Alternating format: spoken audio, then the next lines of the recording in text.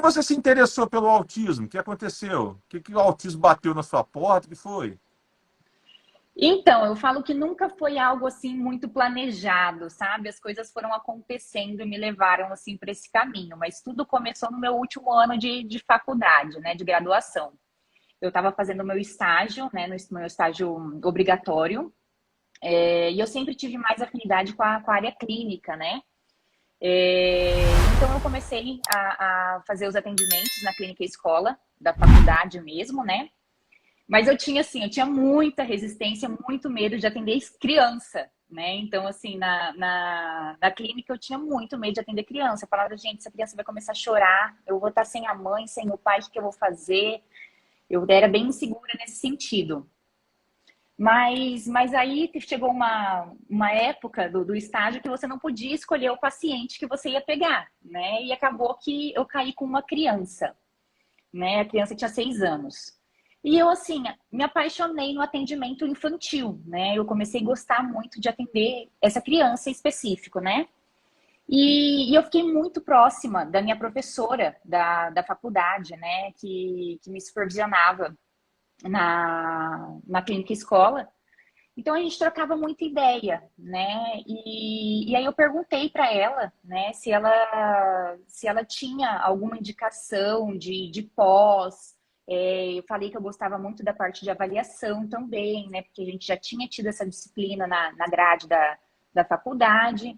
E ela me falou sobre neuropsicologia, né? Então eu comecei a fazer a pós de neuropsicologia ainda no meu último ano ali de graduação. E eu ia de 15 em 15 dias para São Paulo, né, nos finais de semanas, para poder fazer essa pós lá, né? E lá que eu comecei a conhecer um pouco a respeito do autismo, né? Porque na grade curricular da graduação a gente vê muito pouco, né? Pelo menos na minha época era muito pouco que a gente tinha acesso, né? E aí eu comecei a me interessar sobre a temática, né? Comentei com essa minha professora do estágio e ela me comentou a respeito de uma clínica que trabalhava com crianças autistas aqui em Campo Grande, né? Que eu moro aqui em Campo Grande, Mato Grosso do Sul, né? E aí ela fez um meio de campo, né, meu, através com essa clínica, né, com as diretoras da clínica, e eu fiz um processo seletivo, participei de um processo seletivo nessa clínica e comecei a estagiar nessa clínica, né? E aí eu comecei a me interessar mais e mais a respeito do tema, né? Então comecei a ler muito, a estudar bastante e fui cada vez, né, sendo mais, eu fui me aproximando mais do tema, né? Então eu ia buscando mais conhecimento e assim eu nunca parei e falo que hoje eu não me vejo fazendo outra coisa, né? É uma coisa que eu realmente amo fazer. Até hoje eu trabalho nessa clínica, inclusive. Ah, que legal, até hoje. Uhum, até hoje. Uhum. E essa clínica, a pegada dela é mais o autismo? Tem outros transtornos do neurodesenvolvimento? Como é o atendimento? Isso, outros transtornos de neurodesenvolvimento, né? Então, assim, grande parte é autista, mas a gente atende também outros transtornos do neurodesenvolvimento, né? É uma clínica que trabalha com ABA, né? E eu faço a avaliação neuropsicológica também dos pacientes. Entendi.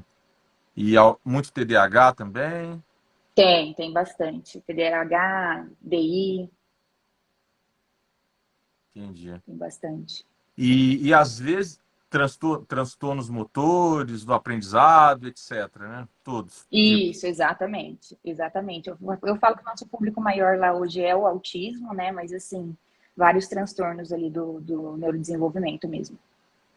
E é muito comum, né, esses outros transtornos terem características muito semelhantes às características apresentadas pelas crianças, jovens, etc., que estejam dentro do TEA, né? Isso é muito comum. Exatamente, muito comum ali, comorbidade, é bem, bem comum. A gente vê bastante. Né? Esses dias eu estava até lendo, Mariana, é Mariana mesmo, né? Mariana, aham. Esses dias eu estava lendo é, algumas coisas, tal. Depois eu assisti alguns vídeos de alguns profissionais. Dentre eles, um deles até participou da elaboração do DSM-5, das pesquisas da DSM-5, blá, blá, blá, Uhum, e criticando essa ampliação da caracterização do TEA. uhum, Porque se for olhar o significado da palavra, se for olhar a parte histórica do TEA, a origem, né, de reclusão, da pessoa reclusa, enclausurada dentro de si, né? Hoje a gente fala muito de TEA de alta funcionalidade. Até pouco tempo atrás, tecnicamente, tinha o Asperger, o Asperger, né? Enfim. isso. E esse médico criticando que esses pacientes que são mais sociáveis, etc., eles não seriam autistas, não seria o autismo que, como foi o seu surgimento, etc. Eu achei interessante essa colocação dele, assim, né? Porque eu lembro como se fosse hoje, abrindo aspas, ainda nesse raciocínio, quando o Dioguinho foi diagnosticado em 2014, um amigo meu me ligou e, assim, na inocência dele, na ignorância dele, mas com a melhor das boas intenções, ele me disse, não com as palavras que eu vou dizer agora, mas me disse algo assim: síndrome de Down é amor e autismo é. Enfim, ele usou qualquer outra palavra lá, dando a entender que autismo não era tão amoroso, coisas assim, né? E Uhum, nós uhum, sabemos que tem pessoas autistas que têm dificuldade de contato por questões sensoriais, ok. Sabemos que tem pessoas dentro do TEA que têm dificuldade de demonstrar sentimentos, de absorver sentimentos, ok, tudo bem, não estou dizendo que não tem isso. Mas, assim, essa característica, essa ideia na cabeça dos leigos, né?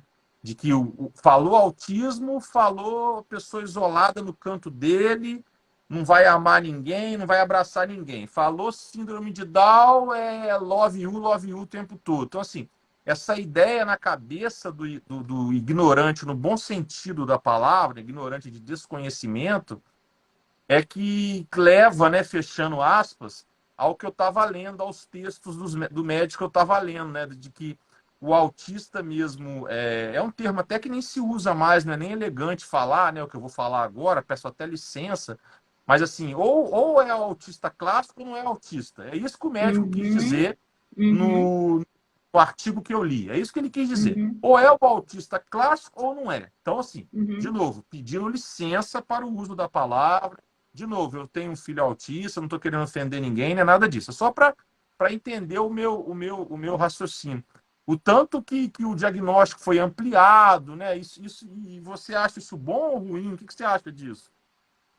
Ah, eu acho que tem os dois lados, né, Diogo? Eu acho assim, eu acho que teve muito diagnóstico, né, em épocas passadas, que hoje entraria como autismo, que na época não eram diagnosticados, né? Eu vejo que hoje, em muitas devolutivas que eu dou com as famílias ainda têm muito esse pensamento de que você recebe um diagnóstico, ou você está falando daquela criança que é um gênio, né? Ou você está falando daquela criança que às vezes passa em quadro, por exemplo, de televisão, que tem características que são extremamente acentuadas, né? Então tem uma dificuldade ainda de entender o que é esse espectro, né? Eu acho sim que eu concordo em partes, mas eu acho que foi muito positivo. Eu acho que hoje a gente consegue ter um diagnóstico muito mais preciso dessa maneira. É. Eu, assim, quando eu li, foi até recente que eu li, eu fiquei assim, ele tem um pouco de razão, se for levar o sentido literal da palavra, etc. Mas eu também vejo com bons olhos. Eu vejo assim que a ampliação do transtorno, a ampliação dos critérios de diagnóstico, até para diagnosticar até por setores, digamos assim, né, para ficar claro para todo mundo. É um comprometimento da interação, é um comprometimento da linguagem, é um comprometimento motor, né, até para avaliar se o autista é severo, né, e de novo pedindo licença para usar a palavra severo, né, porque não é um termo tecnicamente utilizado mais, mas ok, para ficar mais claro. Então, assim, até mesmo para identificar, né, ele é severo porque ele tem uma linguagem comprometida, então ele seria severo Uhum, no que toca a linguagem. Então, assim, e isso é uhum. muito bom porque você facilita o que é mais importante, né? Que é a estimulação. Exatamente. Se Exatamente. você coloca o diagnóstico de forma mais setorial, você facilita a intervenção, você torna a intervenção mais precisa, você torna a intervenção mais cirúrgica. E antes disso, até na investigação, você distribui melhor, né? Se é na linguagem, vamos distribuir essa avaliação mais para o fono, mais para um psicólogo cognitivo, né? Vamos distribuir mais essa avaliação. Ah, o comprometimento dele está mais no setor, vou chamar assim de setor sensorial, vamos distribuir mais para um TO, para um físio, até mesmo a avaliação, né? Eu acho que isso é muito É, bom, essa divisão, né? Essa pontuação exatamente. de pegar o transtorno e falar, pô, isso é tão amplo, que nós temos que avaliar função executiva por função executiva. Ou pelo É. menos grupamento por grupamento, né? Agora a gente tem até a CID-11 aí também que fala mais nesse sentido, né? Então, que, que fala da possibilidade da criança ter ou não comprometimento aí, um déficit cognitivo, né? Ou então um prejuízo aí na fala. Então, isso já está mais dividido, né? Digamos assim. É. E aí na clínica, como que é o diagnóstico, Mariano? Você participa da investigação, mas quem? Como que funciona? Então, aqui na clínica, eu trabalho, então as famílias entram em contato, né, para agendar já com alguma suspeita, né? Normalmente a criança vem com uma suspeita ou da escola, né, ou Aham, do médico que pede, que solicita por uma avaliação, né, o pediatra ou o aham, neuropediatra, né?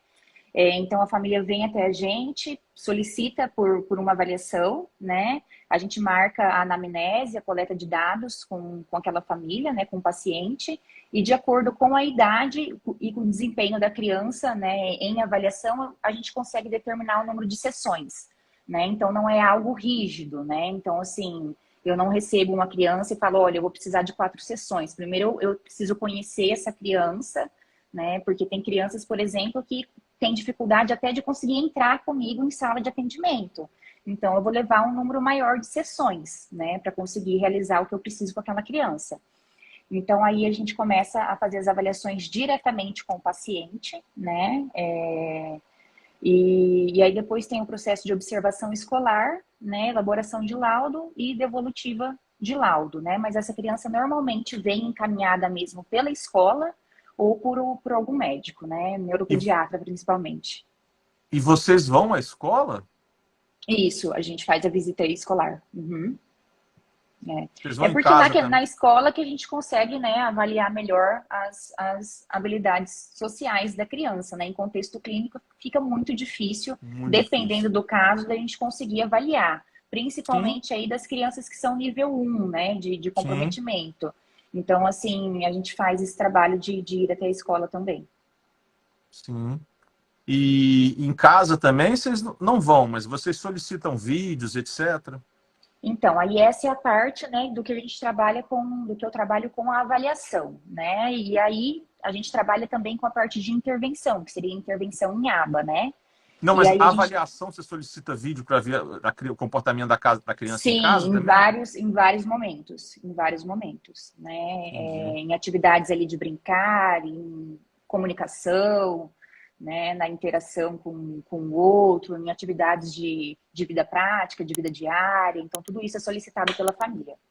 E tem mais profissionais de outras áreas na clínica ou em parceria? Como que é? A gente tem profissionais em parceria, né? Lá na clínica não, mas a gente tem profissionais que a gente, né, trabalha muito em conjunto. Então, isso acontece, né? Um encaminha para o outro, a gente discute o paciente, trabalha com intervenção de um paciente específico, então a gente faz reunião para discutir caso, isso tudo é feito também. E qual a média de idade das crianças que chegam aí pela primeira vez com uma suspeita, com uma indicação médica ou indicação escolar? Qual que é a média?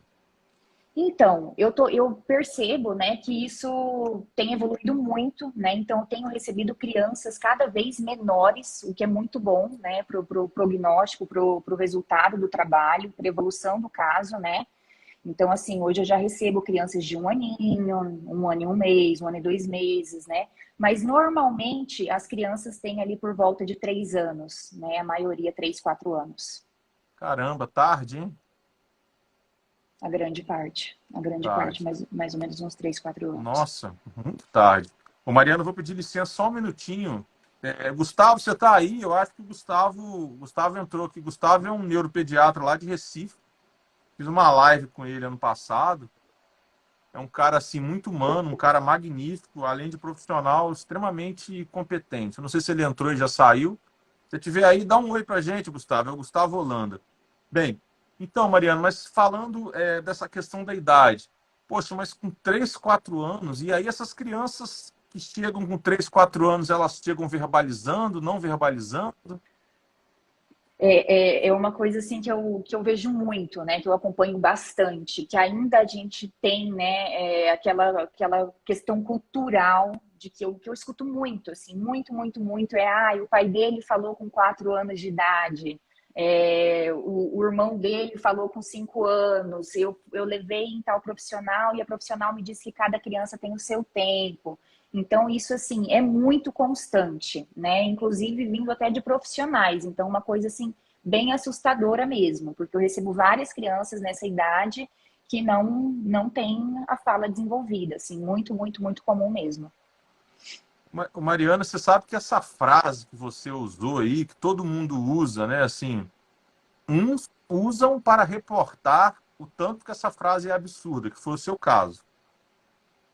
Outros usam para, sei lá por qual motivo, não quero adjetivar.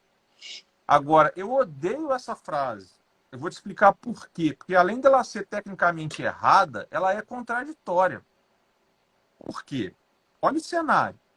Você está com uma criança no médico com 3 anos que não verbaliza, que não aponta, blá, blá, blá, blá, blá, que não tem atenção compartilhada, blá, blá, blá, blá, blá. E aí o médico fala assim, não, cada criança tem seu tempo. Olha só, Uhum, ok, cada ser humano tem o seu tempo, cada criança tem o seu tempo. Ok, a frase não está errada. Só que a frase ela não acaba aí. Cada criança tem seu tempo, vírgula, mas se ela estiver aquém do desenvolvimento esperado, vamos investigar. Ponto. exatamente. Se tivesse essa vírgula e não um ponto final, tivesse uma vírgula, se o profissional tivesse humildade e competência para falar assim, ó, cada criança tem seu tempo, se acalma, vírgula. Mas ela está aquém do desenvolvimento esperado. Ela está aquém dos seus pares. Vamos investigar? Porque aí você não causa pânico. Oi, Ana, você não causa pânico, você não magoa ninguém. E Exatamente. você é um profissional ético e acabou. Cada criança tem seu tempo. A frase está errada? Até E porque nesse mesmo caso eu após o falo que diagnóstico. antes a gente pecar pelo excesso, né, do que pela falta nesse caso, né? Porque o tempo que a gente pode perder é precioso, né? Então, assim, porque, assim, aí onde que a frase é contraditória? Os médicos ou outros profissionais falam assim: cada criança tem o seu tempo. Aí, 1 ano, 2 anos depois, você tem o diagnóstico de TEA. Por exemplo, hipotético. Acho que a Mariana deu uma oscilada aqui na internet. Estou achando que é a dela, não é a minha, não, né, pessoal? Vocês estão me ouvindo ainda? Minha imagem está boa? Mas então, voltando ao que eu estava dizendo, assim, Mariana, eu acho assim: cada criança tem seu tempo. É verdade. Mas, estando aquém, vamos investigar. Mas, estando aquém, vamos investigar. E essa frase é tão contraditória que depois que vem o diagnóstico, aí as pessoas ficam. Ah, não, mas tem que recuperar o tempo. Ah, mas tem que recuperar o tempo. Ah, mas Uhum, peraí, mas cada criança não tinha seu tempo? Agora tem que recuperar o tempo? Que tempo? Tá entendendo? Como ela tinha exatamente. o tempo dela, tem o tempo dela. Ah, não, mas fica. Aí vem a contradição de novo. Mas fica calma que ela tem o tempo dela. Cada criança tem seu tempo. Aí volta de novo a frase. Uhum, Assim, vamos com essa bobeira, com essa babaquice, ó.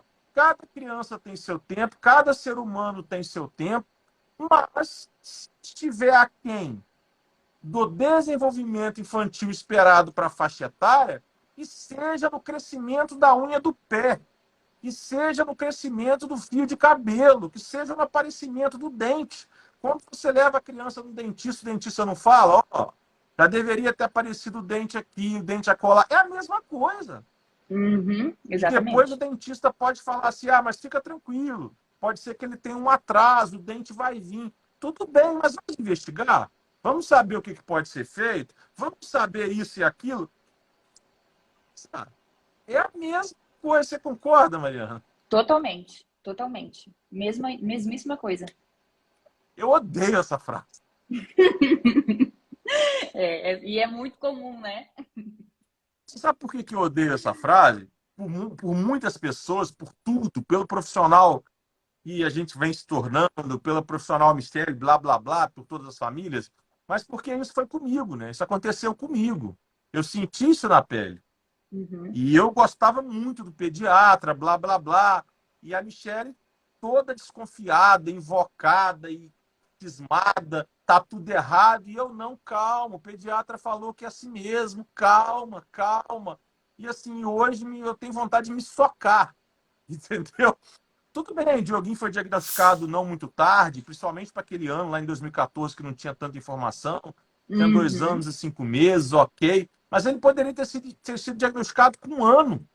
Sim. Ele tinha sinais, assim, fáceis de serem percebidos. Eu Uhum. encontrando uma criança hoje de 1 ano, com as características que o Dioguinho tem, eu fecho um diagnóstico, informalmente. Porque essa é Fecho. outra questão, né? Essa questão de a gente ainda escuta profissionais, pessoas falarem, ah, tem que esperar completar 4 anos, tem que esperar completar tal idade para conseguir fechar um diagnóstico, né? Você está observando ali, você está vendo as dificuldades que aquela criança apresenta e hoje a gente ainda escuta esse tipo de fala. Ah, não, é ruim isso, né? Demais, É muito ruim, demais. porque assim, quando a gente fala de saúde pública, ok, as pessoas não têm atendimento, a gente até compreende, até se explica. A gente não aceita, né? Não aceita, não concorda, luta para que as coisas melhorem, etc. Mas explicação, né? Às vezes a criança vai num posto de saúde que não é um neurologista infantil, é um Uhum. ortopedista atendendo criança. Está mais razoável, não está aceitável, não é o que nós queremos, mas assim, está Sim. mais razoável. Agora, quando a família tem recurso e os profissionais falam isso, profissionais que deveriam estar preparados, é muito ruim. É muito doído É, isso. é, Muito doído. exatamente, é muito comum. E é muito comum, né? E não é só nas cidades do interior, não é só. Nos grandes centros isso acontece muito, né? Sim, em todo lugar, né? Todo lugar. Em todo lugar. Mas me conta como foi a sua experiência, tal. Você já explicou aqui para nós como que você começou a gostar do autismo, como que você começou a trabalhar com autismo. Já me disse que foi fazer neuropsicologia em São Paulo antes mesmo de se formar, o que é muito Uhum, legal, muito uhum. bom. Já me disse que trabalha aí com essa questão da investigação do autismo. Mas e aí? O que você foi fazer na Espanha, tal? Pelo que sim, pelo que não? O que aconteceu lá? Como que é Exatamente. lá? Conta pra gente. Então, eu sempre tive uma vontade muito grande de morar fora do país. Independente dessa questão de autismo, né, ou não, eu sempre quis muito morar fora do país. E quando eu comecei a trabalhar com isso, eu comecei a pensar na possibilidade de conseguir unir as coisas, né? De ir para fora, né? Morar fora do país e conseguir me especializar nessa área, né? E ter uma experiência fora, né? E aí, como eu já trabalhava com isso, já conhecia vários profissionais na área, eu troquei muita ideia com várias pessoas. E algumas pessoas me falaram de uma fundação, né, que existe lá na Espanha, que chamava Fundação Autismo Madrid. E eu comecei a pesquisar, né? E eu lembro que o dia que me falaram, que eu fui pesquisar nesse mesmo dia à noite, que eu entrei no site deles, o processo seletivo para uma especialização estava aberto. E aí eu falei, ué, vou me inscrever, né? não vou perder nada, né, de me inscrever, eu vou me inscrever nesse processo seletivo. Falei, não vou passar porque eu não falo espanhol, simples assim, né? Então, assim, eu tinha que fazer a prova e eu não tinha domínio do idioma. Então, eu achei, né, na minha cabeça que eu não fosse passar. Só que eu fui pesquisar a respeito da prova, eu vi que era uma prova que era objetiva, né, era de múltipla escolha e eram 20 questões. Então, eu pensei, bom, para mim uma prova objetiva, né, nesse cenário vai ser até positivo, porque como eu não falo o idioma, o espanhol é um idioma que você lê, você consegue entender muita coisa, né? Então, eu falei, vou fazer a prova, vou ficar quieta, não vou falar para ninguém, né? E vamos ver o que vai dar essa prova. Fiz a prova e aí, depois de mais ou menos uns 5 dias, eles me responderam, né, falando que eu tinha passado na prova. E aí eu fiquei, né, com aquela mistura de que eu faço agora, né? Eu passei, o que eu faço? Porque a parte burocrática, né, é bem pesada. Então, assim, eles tinham um tempo que o processo seletivo ficava disponível, né, aberto, e eu precisava conseguir enviar toda a minha documentação nesse processo seletivo, que no primeiro momento eu fiz para uma especialização, né? Então, eu fui fazer uma especialização em autismo fora, né? E aí eu comecei a pesquisar o que eu tinha que providenciar de documentação. E assim, é muita coisa, né? É muito burocrático. Então, a primeira coisa que eu tive que fazer foi buscar uma tradutora do meu diploma, né? Então, eu tinha que conseguir traduzir o meu diploma, né, do Brasil para a Espanha. Para eu descobrir quem era essa pessoa, eu levei, assim, uns 4, 5 dias. E eu tinha aí um prazo de uns 20 dias para conseguir concluir tudo. Então, eu estava, assim, super em cima da hora. Aí eu descobri quem era essa pessoa, né? A gente tem na época era uma tradutora, né, que fazia esse trabalho de traduzir o diploma do Brasil para Espanha. Juramentado, né? Exatamente. Então, assim, é super difícil. E eu não tinha acesso a isso, né? Eu não tinha para quem perguntar. Então, né, eu demorei um tempo maior para conseguir ter acesso às informações, né? E aí eu conversei com ela, né? Mandei o meu documento. Ela falou: olha, Mariana, eu vou ver o que eu consigo fazer, né? Mas eu precisava ainda receber esse documento, anexar com os outros documentos que eram necessários e enviar tudo isso, né? E aí ela me enviou o documento, tudo certinho. Eu já estava providenciando as outras questões de documentação, que eram coisas mais simples, assim, por exemplo, o meu histórico da graduação, né, a minha grade, então coisas que eu já conseguia providenciar, né, eu fui providenciando. E a hora que ela me mandou tudo isso, eu entrei em contato com a faculdade. O reitor da faculdade precisava fazer uma carta, né, de solicitação, né, autorizando a minha entrada no país para eu conseguir permanecer por um tempo, né, determinado de aula. E aí ele me mandou esse documento e aí eu precisava do visto, né, o principal. Aí eu lembro que eu comprei uma passagem de última hora, né, para São Paulo, para conseguir ver essa questão do meu visto de estudante, né? E aí a hora que eu cheguei lá, eu falei, bom, não vai dar tempo, né? Eu tive certeza, porque a hora que eu comecei a entrevista com a pessoa me falou, olha, isso pode demorar, né? Seu visto pode ser negado e você tem que ficar, né, recorrendo e entrando de novo com o pedido. O seu visto pode ser autorizado, assim, em 5 dias, pode demorar 3 meses. Então, assim, eu não sabia quando isso ia acontecer, né? Uhum. Era um tiro no escuro. Então, eu entrei com todo o processo e foi muito rápido. Assim, em 5 dias, me ligaram falando que estava tudo ok e me dando já o período que eu poderia ficar lá. Então, assim, o meu visto Qual era? vencia 1 ano e meio. 1 ano e meio. O meu visto vencia no meu último dia de aula. E aí, assim, o meu processo lá, né, foi tudo, então, muito corrido, né, mas acabou que tudo foi se encaminhando, tudo deu muito certo para eu estar lá, né. Eu senti muita diferença com a metodologia. Primeiro que, assim, eu cheguei e eu não falava o idioma, né, como eu falei para Uhum. vocês. Então, assim, eu demorei uns 3 meses para conseguir me comunicar bem, para conseguir falar bem, né? Assim, nesse tempo eu apanhei Foi rápido. muito, eu apanhei muito nesse tempo. Porque, assim, eles falam muito rápido, né? Rápido. É tudo muito rápido. E, assim, você falar corretamente é muito difícil. A gente acha que é parecido e tal, mas você falar de Não, uma não, maneira correta é muito não. difícil. Então, assim, eu me perdia muito. Eu lembro que eu entrava no metrô, eu morava muito longe da faculdade, eu tinha que sair da minha casa às 5 horas da manhã para estar lá às 7. Eu entrava no metrô, ficava 2 horas dentro do metrô, tinha que sair, né, nas paradas certas, então eu pesquisava antes, e eu saía no ponto certo, e parece que eu saía e eu estava no mesmo lugar que eu tinha entrado. Eu falava, gente, mas como que é possível isso? Parece que eu andava em círculo, sabe? Porque parava, eu saía e eu olhava e falava, gente, eu estava aqui. Então, até eu pegar a dinâmica da coisa, eu demorei muito tempo, né? Madrid, Madrid.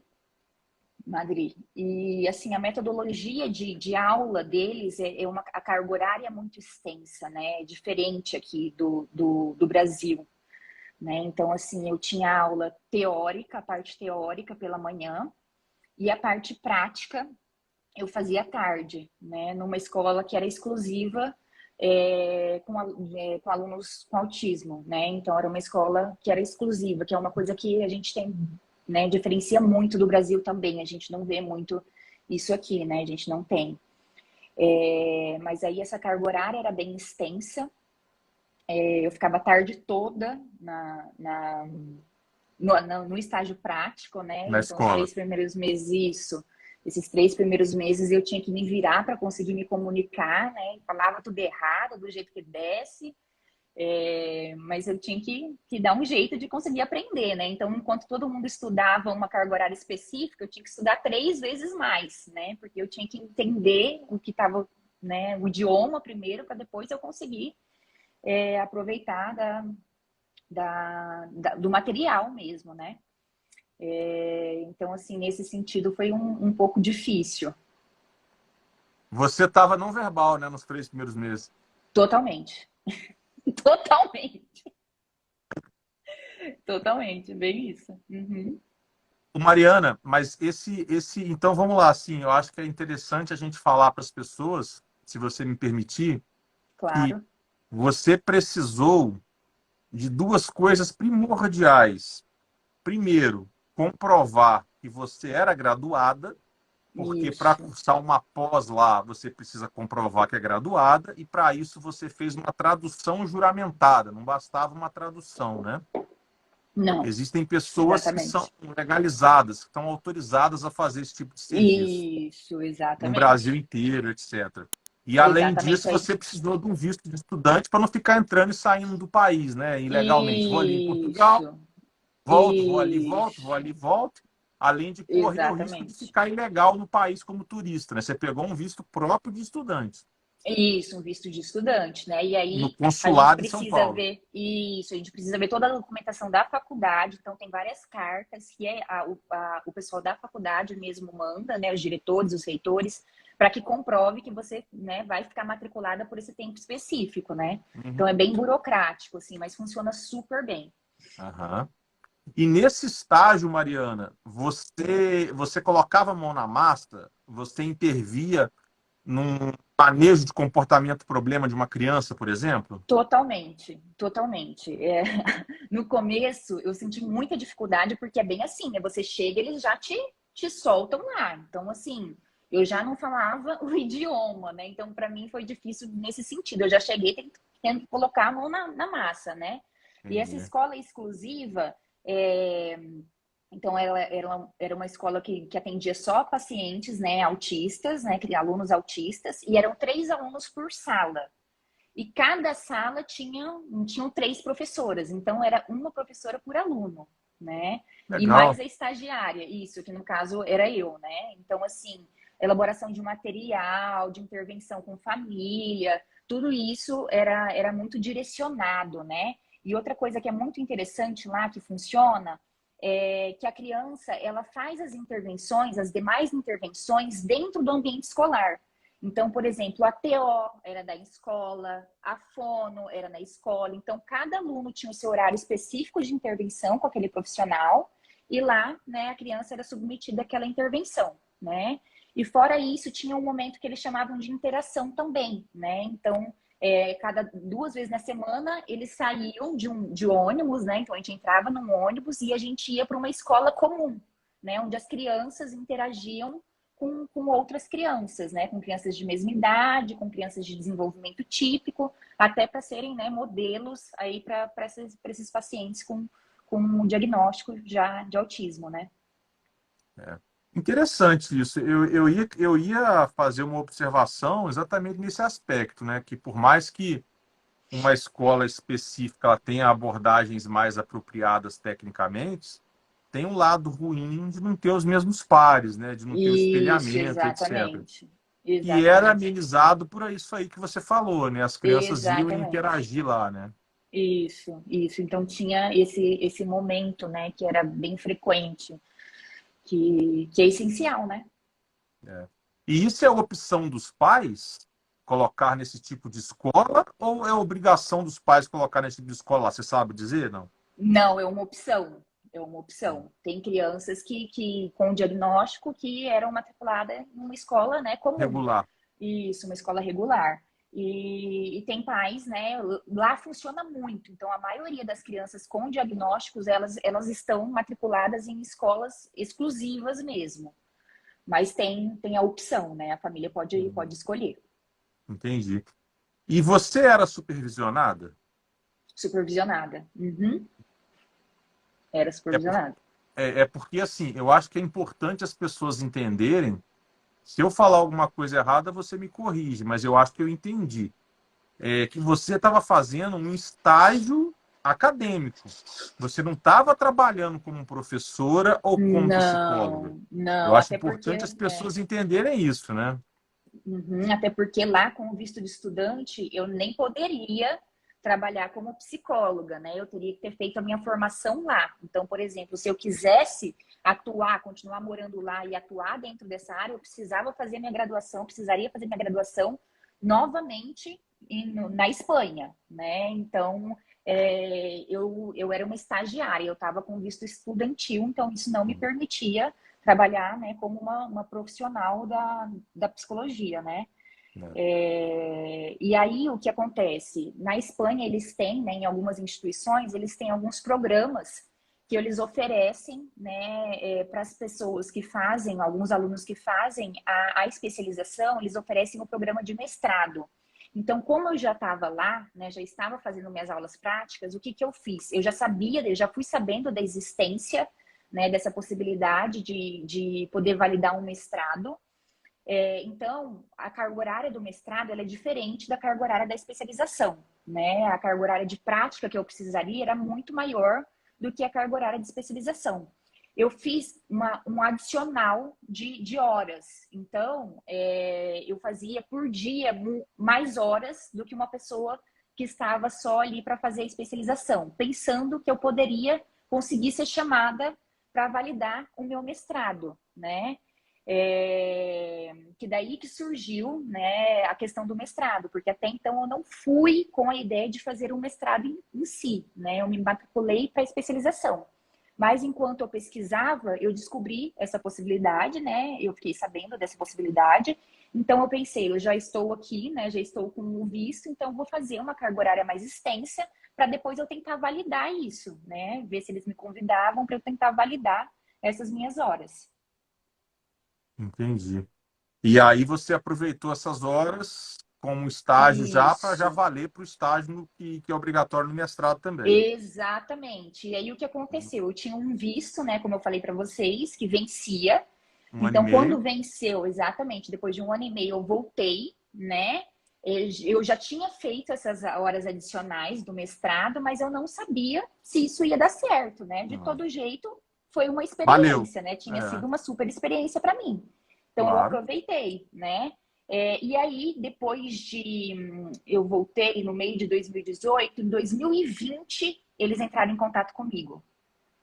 Eles entraram em contato comigo, me convidando para participar do processo de mestrado. que eu já estava com as horas validadas e que eu precisaria daí assistir as Aulas. aulas teóricas, né? E a gente estava em pandemia, né? Tinha começado essa questão de pandemia e tudo.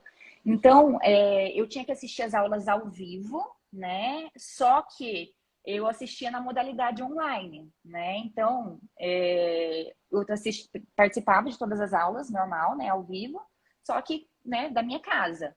E aí entrava a questão do fuso horário, né? Porque na Espanha, do meu horário aqui, lá são 5 horas a mais, né? Então eu tinha que me adequar aos horários das aulas deles para eu conseguir assistir essas aulas.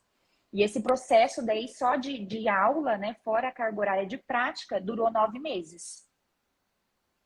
Tá? É Então o ele que teve usa, uma. é o usual, né? É mais ou menos isso, né? Isso, é mais ou menos esse tempo, Um mais ou menos isso programa de mesmo. mestrado ele tem 1.000 horas em média, né? Sim, de Isso. aula, mas não é 1.000 horas de aula expositiva, né? Tem leituras de texto, etc. No seu caso, teve também estágio, né? Exatamente. E aí, assim, era tudo supervisionado, né?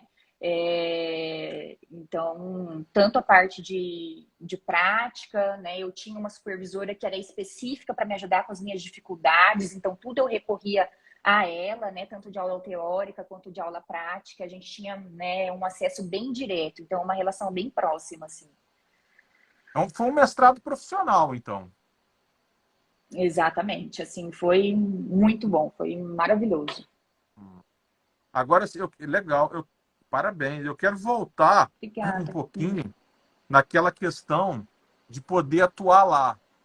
Porque, Uhum. assim, é importante as pessoas, muita gente não entende, mas, assim, seja na Espanha, seja em Portugal, que é um processo mais facilitado em razão de acordos entre o Brasil e Portugal, seja nos Estados Unidos, que é muito difícil, que é muito formal, Canadá, blá, blá, blá, para você ser profissional no país, é como a Mariana falou, ou você vai cursar o curso lá, né, a graduação, blá, blá, blá, ou você vai convalidar a sua formação.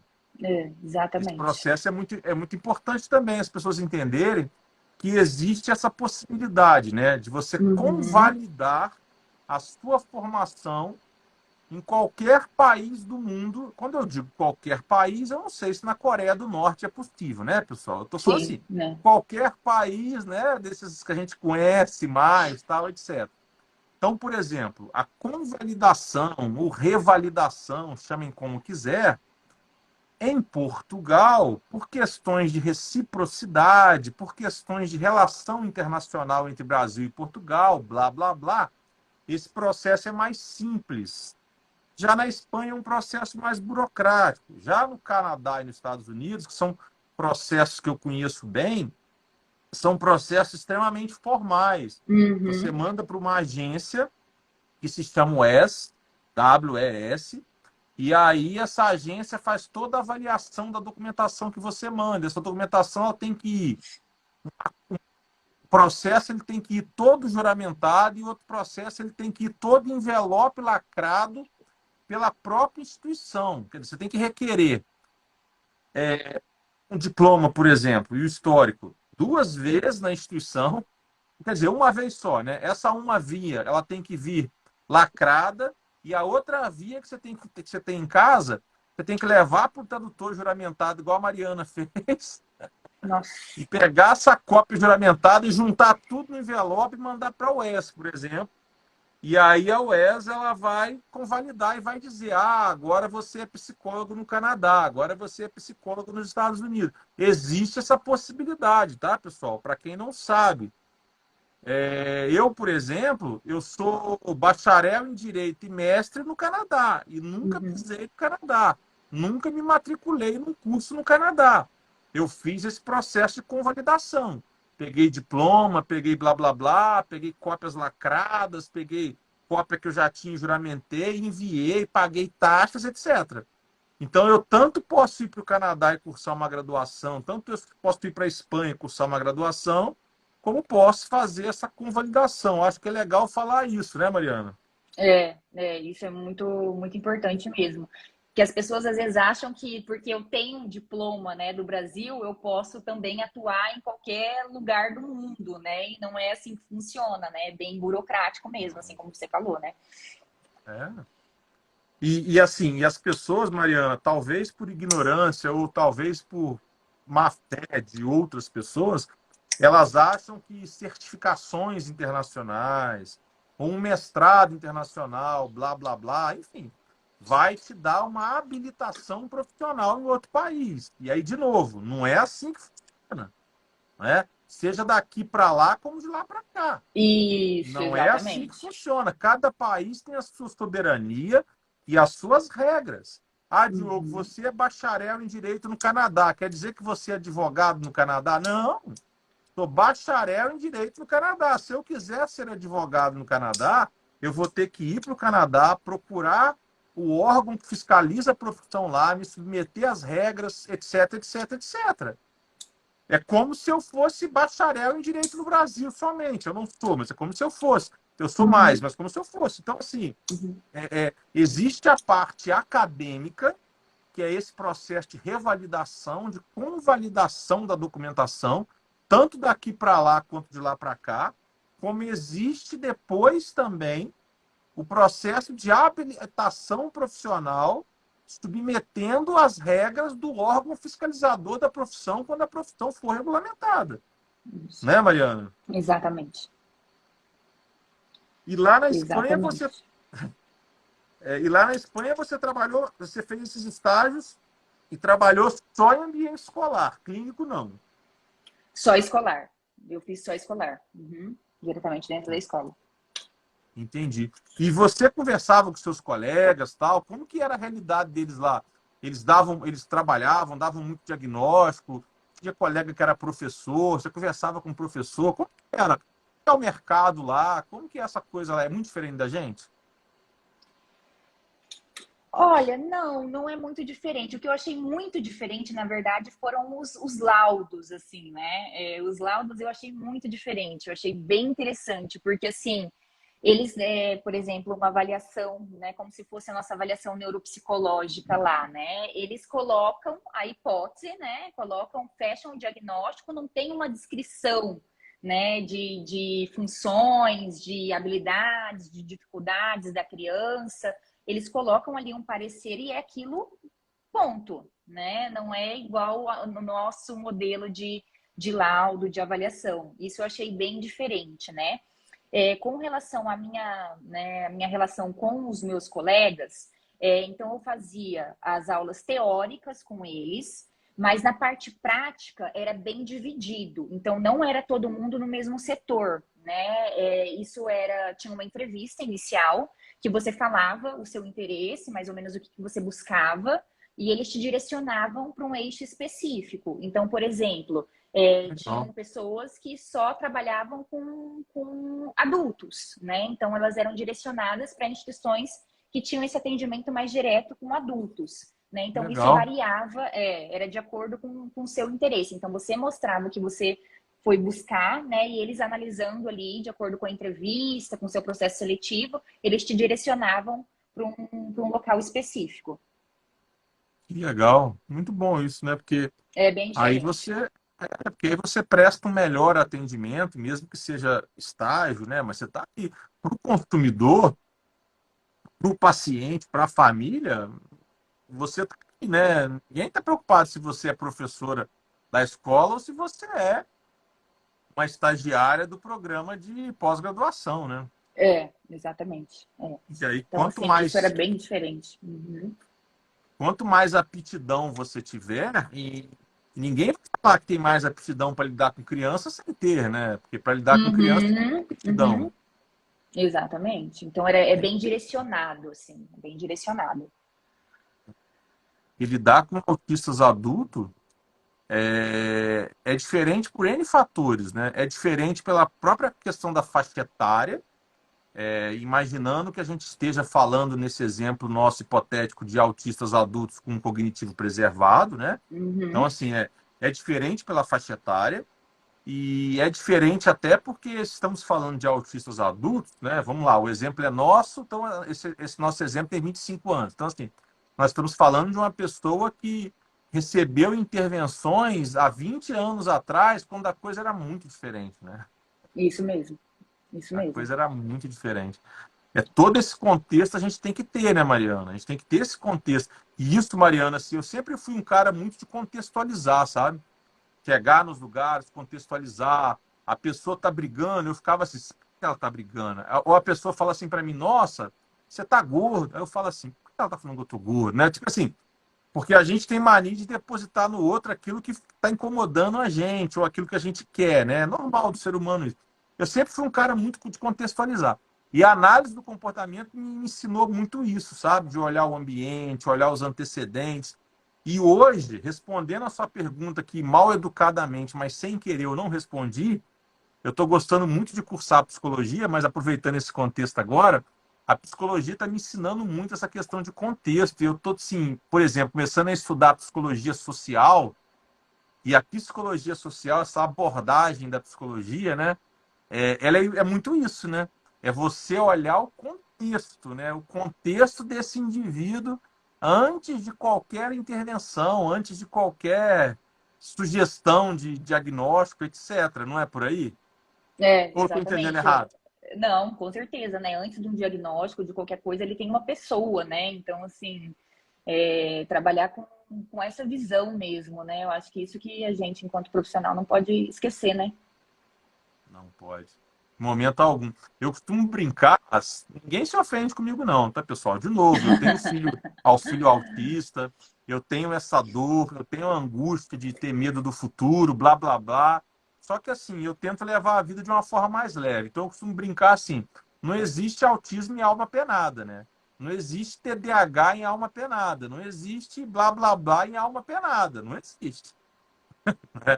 A gente não está falando de autismo, está falando de uma pessoa, né? Uma É, pessoa, né? Então, essa e questão socioemocional. às vezes as pessoas entendem muito essa questão do diagnóstico como algo negativo, né? Mas não vê o lado de que aquilo ali vai dar muita possibilidade, né? Para a gente conseguir ajudar aquele paciente a desenvolver, né? Desenvolver as dificuldades né, que a criança apresenta naquele momento e que um dia podem ser aliviadas, né? Então, assim, não é algo ruim, né? É um encaminhamento para você ter uma qualidade de vida melhor, né? A criança, a família da criança, enfim. Você fugir do problema não vai resolver o problema. Exatamente. Se é que é um problema. Não estou dizendo que seja um problema, não estou dizendo que é uma doença, mas assim, você fugir da doença não vai sarar a doença. É Fazendo uma isso mesmo. analogia, não estou dizendo que autismo é doença, não é isso. Eu estou dizendo que, nem estou falando que é um problema, não é isso. Você fugir da questão, da dificuldade, não vai resolver ela. Uhum, uhum, Né? Que é o que eu quero uhum. dizer antes que alguém fale. Pensar, não, eu sei, eu estou só, né, explicando que não adianta você fugir, você tem que encarar, né? É isso mesmo. Porque assim, é muito importante, né, a estimulação mais correta, mais adequada, etc, né, e respeitando as peculiaridades, as características, né? No mundo do autismo é muito comum a negação dos pais, principalmente do pai, né, por questões de masculinidade, por questões de blá blá blá. Aí tem abandono, tem muito isso, né? Então assim, eu acho que aí entra uma outra abordagem psicológica que dizem que também é da análise do comportamento, outros dizem que não, mas que eu comecei a ler esses dias também e eu achei muito bacana, que é a teoria da aceitação e do compromisso, né? Uhum, De você se aceitar e aceitar tudo como é, né? E uhum. tentar buscar aquilo que de fato é importante, não aí o pai chega e fala baixinho, meu filho é autista. Não, meu filho não é autista, meu filho é meu filho e agora nesse momento ele está fazendo esse barulho que você está ouvindo. Você está me perguntando o que é o barulho? Vou te explicar. O barulho é colalia, é isso, é assim, assado. Ele está fazendo porque ele é autista, e as crianças costumam fazer, blá, blá. Agora, sim, não é já sai rotulando e já acha que não tem capacidade de nada, né? Como você disse Sim, agora há pouco, tem que olhar o lado positivo, né, Mariana? sim, com certeza. Ô, Mariana, mas você pegou esse seu diploma lá do mestrado já? Como que está a sua vida em relação a isso, acadêmica? Então, aí é uma questão, né, como a gente estava conversando, que é bem burocrático, né? Então, quando eu fui Super. fazer, quando eu fiz o meu mestrado lá, quando eu consegui validar minhas horas, concluir tudo certinho lá na Espanha, né, receber o meu título, aqui no Brasil não tinham ainda mestrados em transtorno do espectro autista.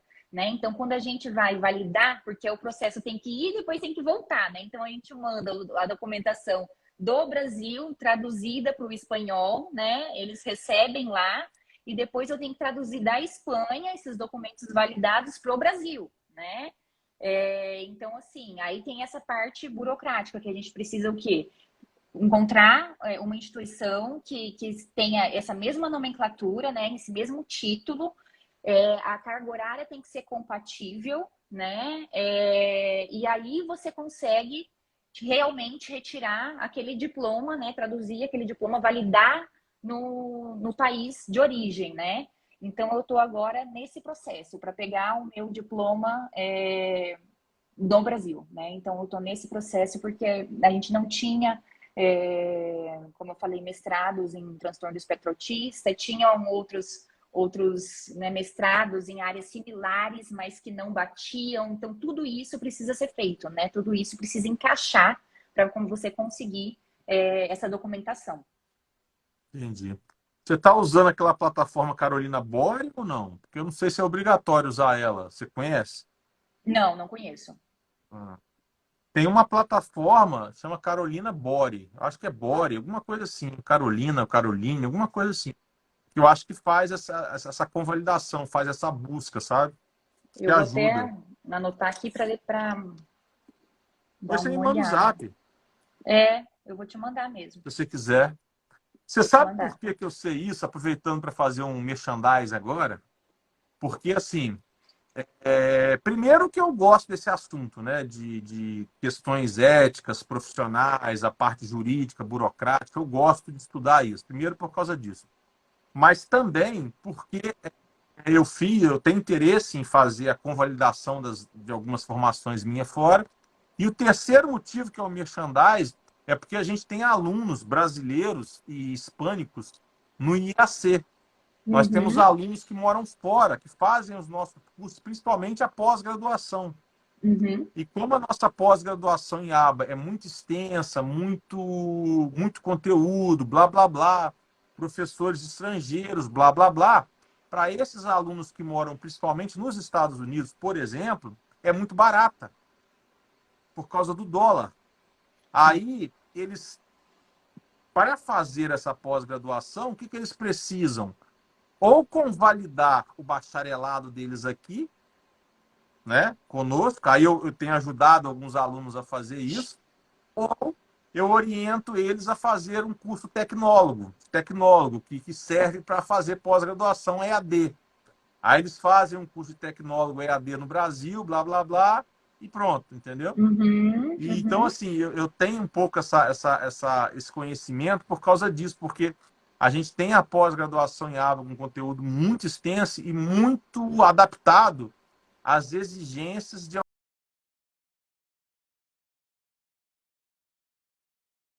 um pouco nisso também. E aí a gente tem esses alunos que querem fazer essa via para cá, né? E não é fácil, é igual você falou, né? Tem essa questão de ter um curso com similaridade de conteúdo, de carga horária, de nome, blá, blá, blá. E parece que eles dificultam, né? Nossa, exatamente. E quando a gente tem alguém dentro da instituição que tenha esse conhecimento, né, facilita muito esse processo, né? Porque eu, quando eu tive que descobrir, eu fiquei muito perdida, eu não sabia por onde começar, né? Porque é muita informação, é tudo novo, então é bem difícil, é bem demorado, né? Então, assim, você ter alguém dentro que possa fazer esse meio de campo facilita muito, né? Ah, facilita. Informação é tudo, né, Mariano? Com certeza. Informação é tudo. Por isso que existe a questão do especialista, né? Você pode até ter um conhecimento vasto, um conhecimento em diversas áreas, isso não é problema.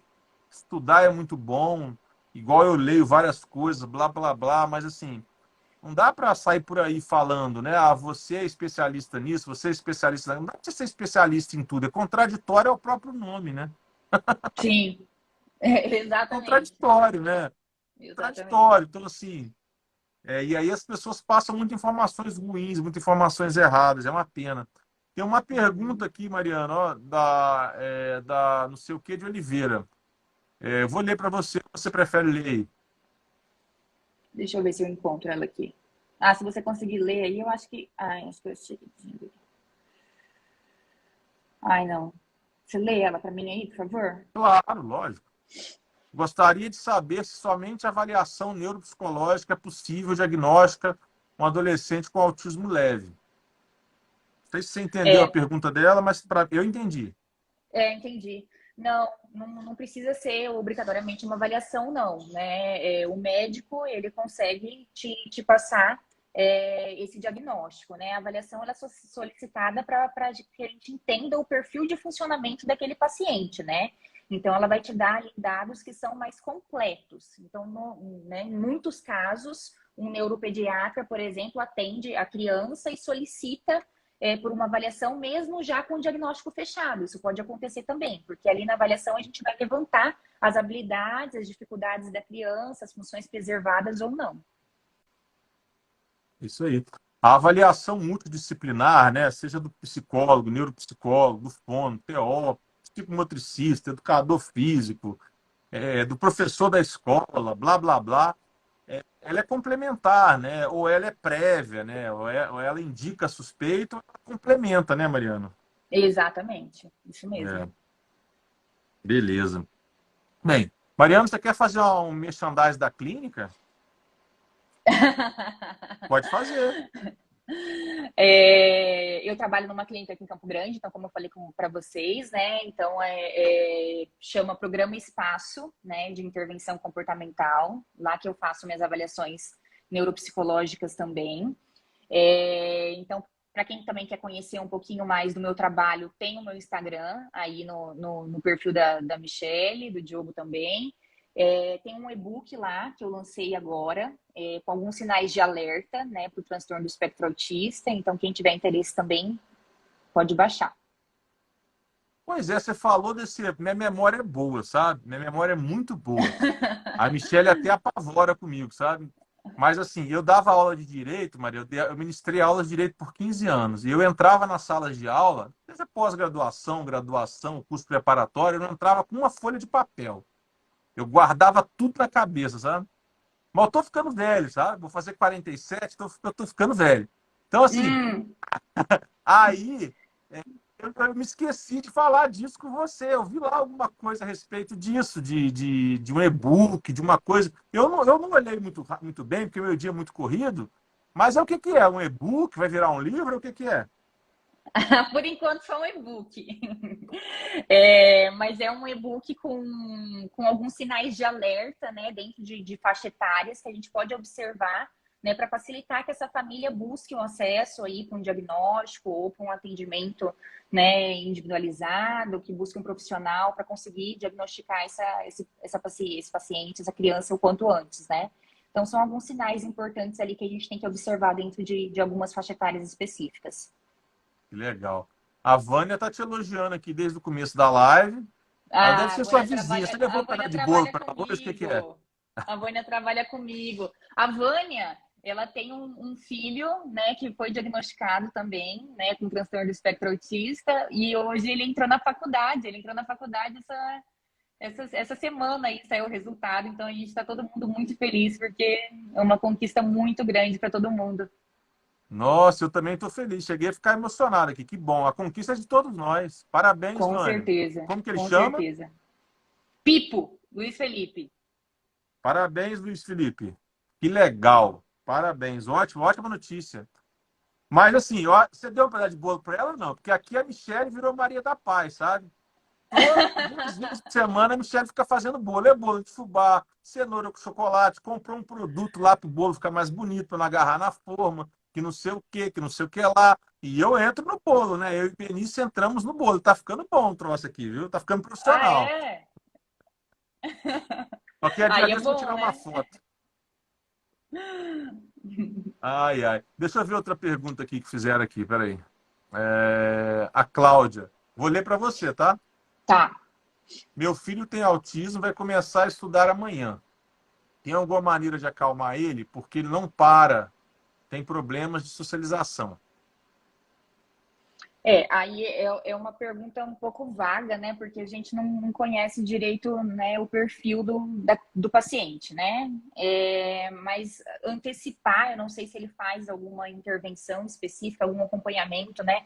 Mas antecipar para que ele consiga entender, né, o que vai acontecer nesse ambiente, o que esperam dele nesse ambiente, eu acho que é um dos principais passos aí que podem ajudar, né? Para que ele entenda o que vai acontecer nessa nova rotina dele, né? Porque é uma quebra de rotina, então pode gerar aí alguma ansiedade maior, né? Principalmente se ele nunca foi para a escola, né? Exatamente, Ou se mudou de escola. exatamente. A previsibilidade para as pessoas que estão dentro, para todos nós, né? Mas para as pessoas que estão dentro do autismo é muito importante em linhas gerais, né, Mariana? Não falando Uhum. especificamente para ele, né? E aí é muito importante também a gente conhecer o perfil do paciente, né? Porque não é porque a gente fala de um diagnóstico específico que eles, né, que as pessoas vão ter o mesmo padrão de funcionamento, né? Isso difere muito. Então, assim, é muito difícil a gente passar alguma orientação ou alguma observação em cima de algo muito geral, né? Porque Sim, cada sim, caso sim, sim. é um específico, e isso é muito importante, né? O conhecimento do caso em si. É. Assim, aqui em casa, a gente sofreu muito com o Diogo nessa questão da previsibilidade. Aquilo que era novo, nossa senhora, era uma rigidez. Então a gente utilizava muito essa questão da previsibilidade, né? Das pistas visuais. Às vezes ia viajar, pedia foto do hotel, do quarto, do restaurante, da casa do vô, da casa do amigo, para trabalhar exatamente como a Mariana colocou, né? Para ele saber o que, que espera ele. Já tivemos problema dele não querer andar num carro diferente, enfim, Uhum, N situações, né? uhum, Hoje, a gente não tem muito problema, ou quase nada, com essa questão do novo. Hoje, o que a gente tem problema com o Diogo é assim, às vezes também, que ele está muito flexível. Por exemplo, não é nem o novo, é a gente dizer para ele, Diogo, ó, você vai o carro do pai, aí de repente tem que ir no carro da mãe. Então, assim, não é nem uma coisa desconhecida, mas é aquilo que ele não esperava também. É muito importante trabalhar isso, né, Mariana? uhum, exatamente, exatamente. Está relacionado também com uma frustração ali, né? Então, isso tudo a gente precisa, né, trabalhar para melhorar a qualidade de vida daquele paciente, né, daquela família como um todo. Eu costumo dizer assim que se possível, tiver um ambiente controlado, se você estiver bem, eu estou falando para pai e mãe, né? Se estiver bem, trabalhe um pouco isso e dá uma quebrada nessa rigidez, né? Até não avisando, até para Uhum, provocar uma melhora de comportamento. Mas tem que ser um ambiente controlado. Então, pegando o caso da mãe aí que perguntou, a sugestão minha é depois que ele tiver ambientado na escola, aí sim, aí você está preparada, prepara toda a escola, se for possível, e fala, ó, o dia que for ter, sei lá, uma atividade de educação física diferente, que ele não está acostumado a fazer, me avisa, mas eu não quero avisar ele para a gente trabalhar essa rigidez. Mas aí tem que ser com orientação profissional, com ambiente estruturado, né, Mariana? Não pode é ser gradual, aleatório. né? Gradual, porque não dá para fazer, Gradual. né? Frustrar a criança também 10 vezes no dia, né? Então, assim, passo a passo, gradual, para que a criança consiga. Gradual. Perfeito, perfeito. É isso aí, perfeito. Teve uma pessoa que pediu para falar do desenvolvimento infantil dos Marcos, aí nós vamos falar numa outra live, né? Porque a gente já. Hoje é domingo, né? A gente quer ver Fantástico, tá? Eu não vejo isso na televisão, mas tudo bem. Brincadeira. A Mariana quer ir lá jantar com a mãe dela, tal, etc.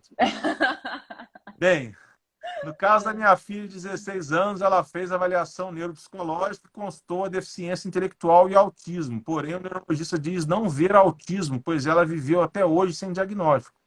O que você acha disso, Mariana? Assim, em linhas Não, gerais. é uma comorbidade, né? É uma associação aí de diagnóstico que é muito comum, né? E não é porque ela não teve acesso a esse diagnóstico antes que talvez, né, ela não seja. Então, É, assim, tem muitos fatores aí que a gente tem que levar em consideração, né? Mas, sobretudo, analisar esses sintomas, né? O porquê fechou no TEA, né? O que foi observado, porque a gente sabe que o diagnóstico ele é clínico, né? Então, ele é feito através da observação. Então, não tem um exame que você faça e que conste ali se sua filha é ou não autista, né? Então, é a qualidade ali dos comportamentos, né? Do que interfere no funcionamento dela, que vai conseguir fechar esse diagnóstico ou não, né? E daí vai contar a experiência profissional realmente, né?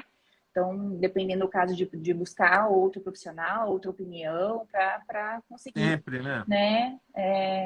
Ter uma certeza disso, né? E é bom lembrar, né, Mariana, aproveitando essa pergunta dessa mãe, que os instrumentos que auxiliavam os profissionais no diagnóstico, eles mudaram, né? Sim, Se o seu menino tem sim. 16 anos, há 10 anos atrás, há 14 anos atrás, não era o DSM-5, por exemplo, Isso, não é? exatamente. Então, Isso é assim, muito os importante de ser visto instrumentos, também. os instrumentos que hoje trazem critérios mais claros, talvez, apesar de críticas, mais amplos, isso ninguém duvida, ninguém questiona, etc., eram outros, né? Isso, Né? Então, exatamente. talvez não teve Uhum. o diagnóstico lá atrás, foram muitos casos que não tiveram diagnóstico lá atrás, porque lá atrás se conhecia pouco do transtorno e os manuais, os instrumentos que auxiliam os profissionais no diagnóstico eram outros, né? Isso, isso é muito importante. Eu não sou psicólogo, não, mas estou espertinho. Tá bem certinho, né? Tô brincando, tô fazendo farra, tô zoando, tô brincando. Bem, vamos terminando, Mariana, senão esse povo não vai deixar a gente embora, não, mas vamos ler só mais Tá uma aqui. bom. Ele nunca foi na escola, mas conhece alfabeto, blá, blá, blá. Ah, não, que bom. Então ele tem aí uma. Se ele conhece alfabeto, sabe ler alguma coisa, pode ser que ele tenha uma hiperlexia. É a hiperlexia que fala, né? Facilidade Isso, de ler, isso. né? E é bacana que dá pra gente trabalhar com bastante coisa concreta mesmo, né? Bastante Né? imagem, bastante recurso nesse sentido para poder auxiliar, né? É. Ah, então é isso. Acho que tá bom, né? Então tá. Tá bom, não tá? Tá ótimo. Então tá. Ô, Mariana, obrigado mais uma vez. Eu e Michele agradecemos, tá? Foi um prazer ter você Obrigada a aqui, foi um vocês prazer pelo te conhecer. convite. Prazer foi meu. Foi um Foi um prazer ter te conhecido assim, mais online, mas sem ser só no Zap, né?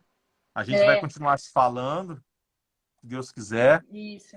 Foi um prazer conhecer sua Combinado. mãe, muito simpática. Quase que ela entra na live, né? Pois é, eu Tem falei, que será que a cuidar, senão daqui a Mariana tá pouco ela lá tá com aqui ela? junto. Na próxima a gente chama ela. Ai, olha, ela Para ela aceita. falar Isso que assim, é o pior. como que foi para ficar longe, como foi ficar longe de você, não sei o quê, não sei Meu o quê. Deus do céu, como pode, gente? Não, então tá. Então tá, pessoal, todos que estiveram aqui na live ou que vão assistir posteriormente, eu agradeço a audiência, agradeço a confiança aqui nas informações que foram passadas pela Mariana. E a live vai ficar gravada aqui no perfil da Michelle, que é o Mi Freitas Autismo. Se o perfil fizer sentido para vocês, sigam, tá? O meu perfil é Diogo Muito Além do Direito. Se fizer sentido para vocês, sigam também, vai ser um prazer. E se fizer sentido para vocês, sigam o perfil da Mariana também. Fala aí seu perfil, Mariana, por favor, que eu não gravei ele não. É maricinelli.neuropsi. Quer digitar aí ou não? Qualquer coisa também tá aí na imagem que a Michelle postou. Ah, não. Então tá, valeu. Qualquer coisa você me chama lá no Zap, tá? Tá bom, então, a gente vai conversando. Obrigada, tá? Um grande abraço para você, tá Um bom? abraço, boa noite. Tchau, tchau, turma.